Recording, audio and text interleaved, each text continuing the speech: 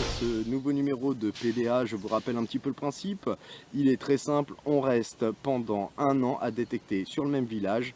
Ce village comporte 600 habitants. On a vu brièvement son histoire dans la dernière vidéo. Je vais vous en dire un petit peu plus tout au long de la vidéo sur ce monsieur de Fargue. Et puis, bien évidemment, tout dépend des objets qu'on aura trouvé aujourd'hui. On va faire quelques recherches dessus avant d'effectivement de les exposer. J'avais dit que les bûcherons venaient sévir dans cette forêt. Or, écoutez, on est samedi, je pensais que ça s'était arrêté, mais en fait il y en a encore.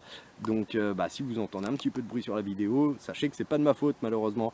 On va essayer de faire quand même 2 numéros avant de pouvoir rentrer en champ. Donc voilà. Donc écoutez, on y va tout de suite. Petite balle. Une petite.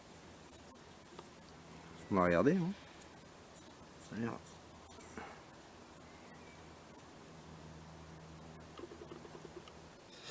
Donc à quelle époque ça appartient? Moi je suis pas spécialisé dans le militaria, donc pour le coup je ne peux pas vous dire de suite, mais on va trouver.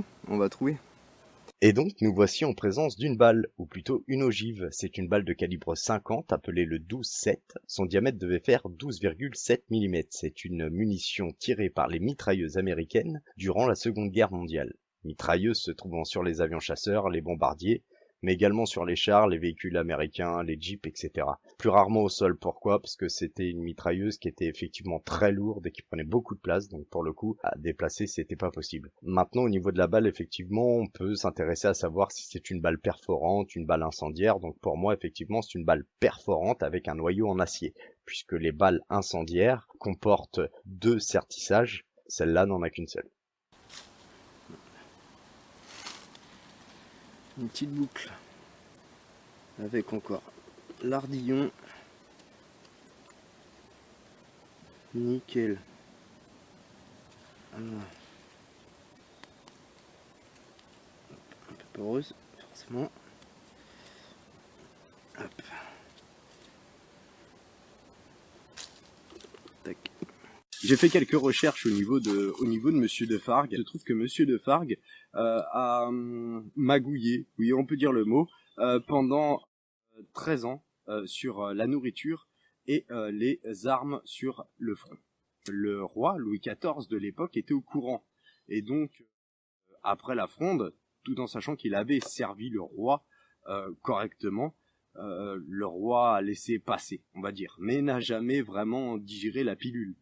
Le temps se passe. Louis XIV, partant chasser à Fontainebleau, qui est à quelques kilomètres d'ici, revenant sur le château de Versailles, 2 amis à lui se sont perdus en chemin.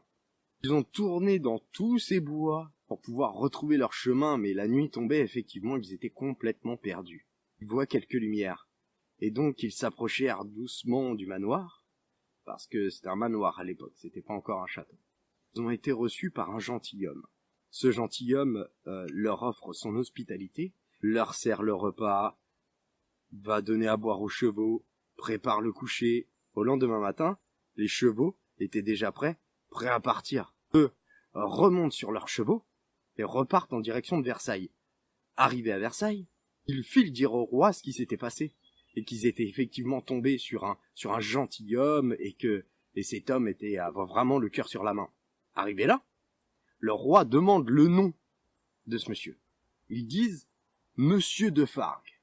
Le roi, en colère, lui dit « Mais comment ce de Fargue peut rester sous le nez du château de Versailles avec ce qu'il a fait ?»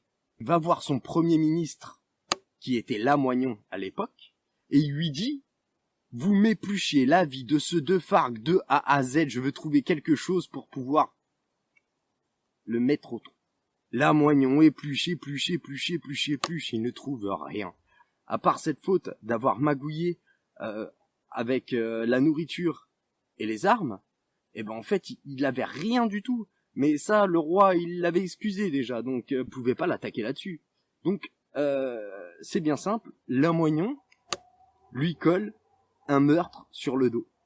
Il ne fut même pas jugé au Parlement, il fut jugé à Abbeville par les responsables de la ville, en fait, ni plus ni moins. Pour lui, la sentence est irrévocable, c'est la pendaison. Louis XIV, heureux d'avoir fait pendre Monsieur de Fargue, offre les terres à Monsieur Lamoignon. La famille Lamoignon, je vous en parlerai un petit peu plus de cette famille, mais effectivement, il y a des choses à dire aussi. Bon, on reprend la détection. Alors là, c'est très bizarre parce qu'en fait, la plupart des cailloux ferreux que j'ai trouvés, de la houille ou peu importe, et donc ils n'avaient pas du tout l'aspect de cailloux en soi. On aurait plus dit un bout de charbon en fait. Et là, on peut voir, bon, voilà, mais on peut voir, alors je sais pas si on va pouvoir faire un focus, mais on peut voir que ça n'a absolument rien à voir avec un bout de charbon tout simplement, ni de la houille, ni du... donc, on va voir, on va regarder un petit peu ce qu'il en est. Et donc on se retrouve avec cette petite pierre ferreuse. Je ne pense en aucun cas que cette pierre soit ferreuse naturellement. Mon ressenti est plutôt que ce soit un objet métallique chaud qui soit collé à cette pierre. Quand on regarde ma collection personnelle, il est vrai qu'on voit bien la différence entre les pierres carbonées et celle-ci. Je peux me tromper, mais pour moi cette pierre n'est pas ferreuse naturellement. Pour le coup, un petit coin. Je suppose que c'est ça d'ailleurs. Un petit coin pour abattre les arbres. Bon. Petit outil, on va le garder. Bien évidemment. Hop. Hop. Pour le coup, on part sur une petite pièce. Oh là là là là. Il m'a l'air d'avoir des reliefs. Première pièce de l'aventure. Et croyez-moi, ce sera pas la dernière. Nous sommes en présence d'un double tournoi. Le double tournoi est une pièce qui a été créée par Philippe le Bel, qui lui vaudra effectivement le surnom du faux monnayeur. Alors ce n'était vraiment pas la pièce préférée des Français. Les Français aimaient avoir, même dans la plus petite once de monnaie, avoir un petit peu de métal précieux, ce qui n'est pas le cas avec le double tournoi. Le double tournoi fut arrêté sous le règne de Louis XIV. On peut avoir la chance de tomber sur une pièce avec l'effigie de Louis XIV enfant, et cette pièce fut malheureusement tirée en édition très limitée. Et donc le double tournoi a fait place au liard de France.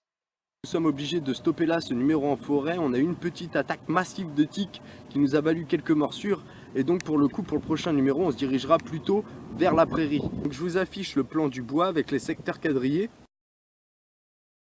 Il ne me reste plus qu'à vous dire à la semaine prochaine, en espérant que ce numéro vous aura plu. Et d'ici là, portez-vous bien. Ciao.